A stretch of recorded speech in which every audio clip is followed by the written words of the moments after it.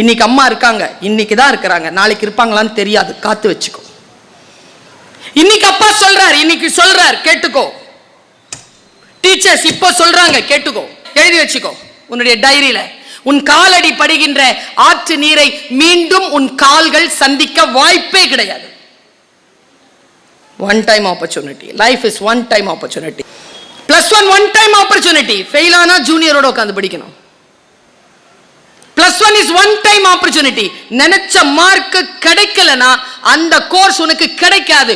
ஒரு மார்க் இல்ல, ஒரு மார்க் நான் சொல்றது, ஒரு மார்க்.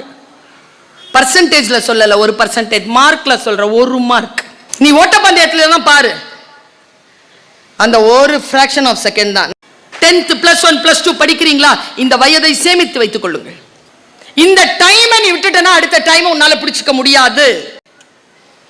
இந்த டைம் போயிடுச்சுன்னா மறுபடியும் வருவது உனக்கான நாளாக இருக்காது. நீ ஒரு தப்பு செய்யறன்னு வச்சுக்கோ, ஏன் பெரியவர்கள் நாம் மன்னிப்போம், ஆனால் செய்த தப்பு உன்னை மன்னிக்காது.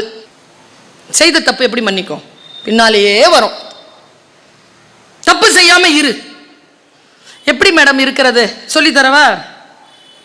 கேக்குறியா? சிந்தித்து பார்த்து செய்கையை மாத்து. சிறுசா இருக்கையில் திருத்திக்கோ. தவறு சிறுசா இருக்கையில் திருத்திக்கோ. தெரிஞ்சும் தெரியாம நடந்திருந்தா அது திரும்பவும் வராம பார்த்துக்கோ. 17 வயது முதல் 22 வயது வரைக்கும், இல்லை 25 வயது வரைக்கும் நீ எதை செய்வாயோ வாழ்க்கை முழுவதும் அதைத்தான் செய்வாய்.